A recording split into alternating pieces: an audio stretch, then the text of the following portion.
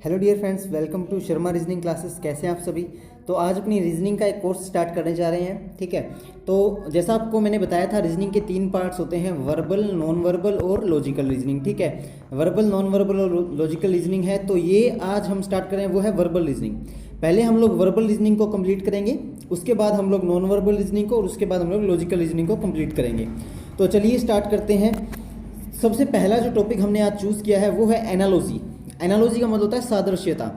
सादृश्यता का मतलब क्या है, जैसे मान लो उसके अंदर आपको मैच करने होते हैं। ठीक है, मैच द फ्लोइंग आपने किए हुए है ना, वैसे ही आपको करना होता है।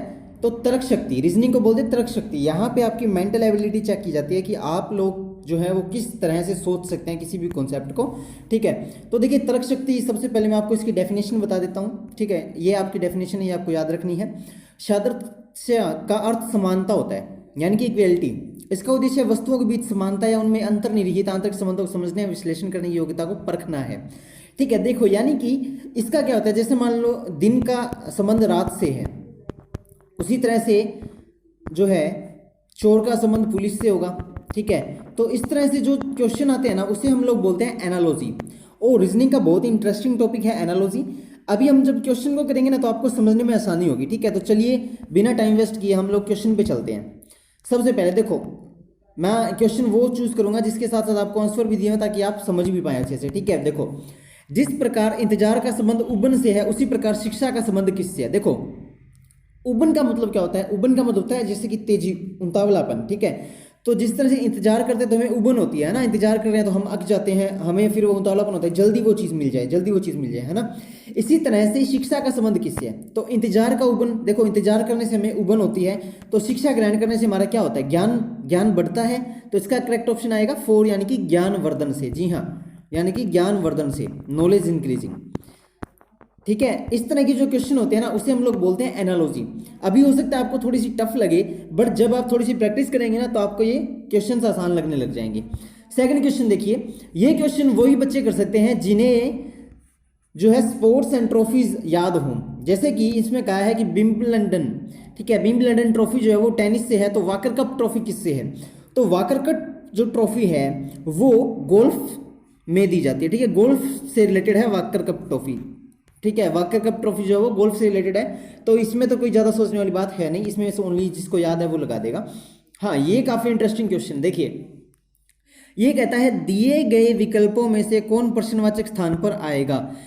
ये दिया हुआ है JPLM NTPQ BKLO, और ये आगे आपका ये इंटेरोगेटिव साइन दिया हुआ है। इसमें मैं आपको बता दूं, देखो इसका एक पेयर बनाना सीखो, ये और ये एक पेयर है। ठीक है, और ये इसका पेयर आगे जो आएगा वो हमें चूज करना है।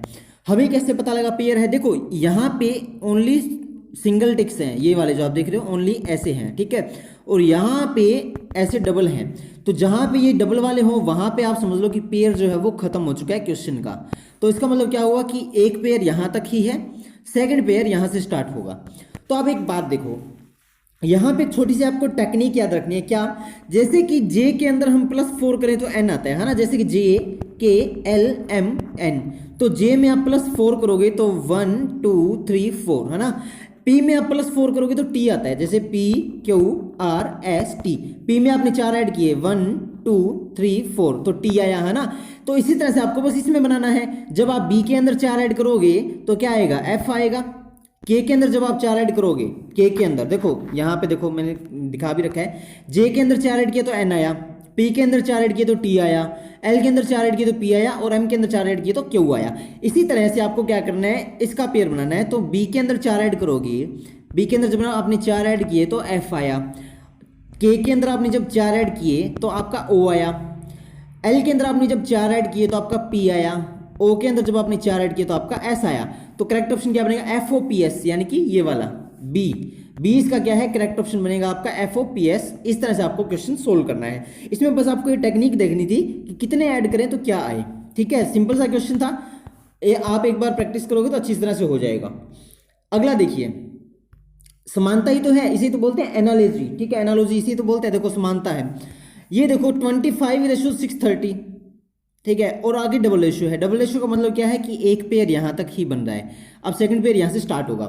तो एक बात देखो, जब मैं 25 और 630 की बात करूं तो इनमें क्या रिलेशन है, रिलेशन आपको पुट करना होता है। एनालॉजी का मतलब होता है रिलेशनशिप पुट करना, ठीक है।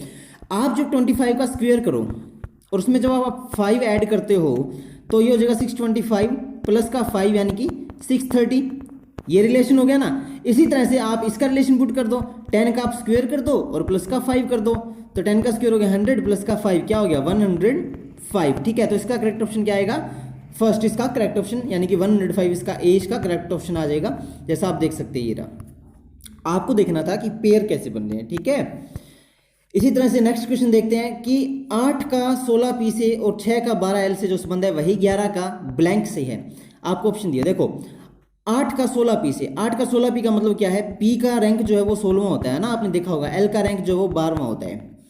तो इसी तरह से 11वां रैंक जो है, ठीक है, यहाँ पे आप देखिए 8 × 2 16, अंग्रेजी वर्णों वाले पी का स्थान 16वां है ना। आप देखोगे अल्फाबेट में ABCDEFGHIJKLMNOPQRSTUVWXYZ, इसके अंदर क्या है, जो पी है वो 16वें नंबर पे है, एल का स्थान 12वां है, ठीक है। तो इसके मतलब क्या है, इसके अंदर सारा का सारा क्या है 2 2 2 2 मल्टीप्लाई किया गया है ना। 8 × 2 = 16p, 6 × 2 = 12l, है ना। इसी तरह से तो किया गया। इसी तरह से आप क्या करो 11 × 2 = 22। अब 22 पे कौन सा आता है, v आता है, तो 22 v इसका आंसर हो जाएगा, यानी कि इनमें से कोई नहीं। देखो इनमें से कोई नहीं ऑप्शन आएगा, क्यों, क्योंकि ये आर के और जे के ऑप्शन है। इसका करेक्ट ऑप्शन है 22v, ठीक है, ये इसका करेक्ट ऑप्शन है 22v, ठीक है। अब देखो अगला क्वेश्चन क्या कहता है, अगला क्वेश्चन, जिस प्रकार b का संबंध डाउट से है उसी प्रकार h का संबंध किससे है। अब आप कहोगे भाई b का डाउट से है, कुछ समझ में नहीं आया, तो देखो मैं आपको बताता हूँ। b का संबंध डाउट, डाउट आप बोल के देखो, डाउट बोलो, डाउट, डाउट आप जब बोलोगे तो आप b को साइलेंट फील करोगे, है ना। जब आप डाउट को बोलोगे तो आप डाउट नहीं बोलोगे, डाउट नहीं बोल रहे हो आप, क्या बोलो, डाउट बोल रहे हो, डाउट, मुझे एक डाउट है, डाउट, आप इस तरह बोलते हो डाउट, डाउट, ठीक है। तो इसके अंदर जो बी है वो क्या है, साइलेंट है। इसी तरह से एच का संबंध किससे है, यानी कि ये पूछ रहा है एच किस में साइलेंट है। देखो हाउस बोलोगे तो हाउस एच आ रहा है, नहीं होगा। ऑनेस्ट, होप, इनहिबिट, तो ये तीनों तो हो नहीं सकते, बचा क्या, ऑनेस्ट, क्योंकि ऑनेस्ट के अंदर एच क्या है, साइलेंट होता है ना। इस तरह जिस तरह से डाउट के अंदर बी साइलेंट है उसी तरह से ऑनेस्ट के अंदर एच साइलेंट होता है। तो इसका करेक्ट ऑप्शन आएगा सेकंड, यानी कि ऑनेस्ट, ठीक है। काफी मजेदार टॉपिक है ना रीजनिंग। नेक्स्ट क्वेश्चन, जिस प्रकार प्रवेश का संबंध निर्गम से है, ठीक है, उसी प्रकार निष्ठा का संबंध किससे है। देखो प्रवेश का संबंध निर्गम, यानी कि प्रवेश मतलब आना, निर्गम मतलब जाना, निष्ठा मतलब आप उसके अंदर निष्ठा रख रहे हो, विश्वास रख रहे हो, तो वो आपको कि धोखा दे दे तो वो क्या होगा, विश्वासघात। तो निष्ठा का संबंध किससे होगा, विश्वासघात, यानी कि सेकंड इसका करेक्ट ऑप्शन है। नेक्स्ट क्वेश्चन काफी इंटरेस्टिंग और बहुत ही शानदार क्वेश्चन, निम्नलिखित में से किस जोड़े का संबंध ऑफ्टेन रेशियो FOT यानी के समान है। तो अब एक बात देखो, अब आपको क्या करना है, ये दोनों लिख लेने हैं, कैसे, OFTEN रेशियो FOTNE। अब आपको कैसे लिखना है, अब देखो आप इसको नंबर दे दो, मैं मार्कर चेंज कर देता हूं ताकि आपको समझ में आ जाए। नंबर दे दो 1 2 3 4 5, जब भी ऐसा क्वेश्चन है यही टेक्निक अपनानी है, ठीक है। अब आप एक बात देखो, जो यहाँ पे जो नंबर है वो यहाँ पे दे दो, F यहाँ पे कितने पे है, 2 पे, तो ये कर दो 2 पे, ठीक है। और यहाँ पे O कितने पे है, 1 पे, तो ये कर दो 1 पे। T कितने पे है, 3 पे, तो ये कर दो 3 पे। N कितने पे है, 5 पे, और ये कितने पे, 4 पे। तो इसका जो रेशो बना वो क्या बना, 1 2 3 4 5, रेशो 2 1 3 5 4, है ना। तो अब इसको क्या करना है, आगे आपको देखना है कि कौन सा ऐसा बन रहा है 2 1 3 5 4। तो आप सभी का ऐसे ऐसे रेशो बना के देख लो हार्ट का, ठीक है। ये जो ऑप्शन है ना, इसको आपको एलिमिनेट करना पड़ेगा। इन सभी चारों ऑप्शन को आपको देखना पड़ेगा, कैसे, यहाँ पे देखो ये मैंने आपको बना के दिखा दिया, ठीक है। इसी तरह से आप इनको बना लो, तो इनके अंदर देखो आप रेशियो, यहाँ पे 1 2 3 4 5, यहाँ पे 5 4 3 2 1 2 है, इनके समान नहीं है। आपको ऐसा देखना जो इसके जैसा हो, तो इसके जैसा कौन सा है, इसके जैसा तो ये लास्ट वाला है। देखो 1 2 3 4 5 2 1 3 5 4, इस तरह से 1 2 3 4 5 2 1 3 5 4। तो इसका करेक्ट ऑप्शन क्या आएगा, ये वाला रिस्की, ठीक है। तो इसका हो जाएगा ये वाला फोर्थ, यानी कि रिस्की, ठीक है। उम्मीद करता हूँ समझ में आ गया होगा आपको, नहीं आया तो आप कमेंट बॉक्स में लिख सकते हैं। ये अगला क्या कहता है, अगला है मुद्रा से रिलेटेड क्वेश्चन, इंडियन नहीं इंटरनेशनल करेंसी से रिलेटेड है। दिए गए विकल्पों में कौन प्रश्नवाचक स्थान पर आएगा, टका, बांग्लादेश, तो लीरा किसकी है। देखो मैंने आपको बताया था ना एक पेयर होता है, तो एक पेयर का मतलब ये देखो, ये कहता है टका बांग्लादेश की है। अब यहाँ से सेकंड क्वेश्चन स्टार्ट हो गया, जब ऐसे डबल टिक आ जाए, डबल रेशियो, तो आप समझ लो सेकंड पॉइंट स्टार्ट हो गया है। तो टका बांग्लादेश, तो लीरा क्या है, लीरा। तो यहाँ पे जो बच्चे मुद्रा को याद रखते हैं उन्हें पता होगा, टका है वो बांग्लादेश की मुद्रा है, तो लीरा किस देश की मुद्रा है, तो मैं आपको बता दूं लीरा जो है वो इटली की मुद्रा है, ठीक है। तो इसका करेक्ट ऑप्शन आएगा सेकंड, यानी कि इटली। नेक्स्ट क्वेश्चन, निम्नलिखित में से किस जोड़े का संबंध तमाशा हंसी के समान है। अब एक बात देखो, जैसे तमाशे में हमें हंसी आती है ना, तो इस तरह से क्या होगा, इस तरह से घबराहट में निराशा होगी, नहीं।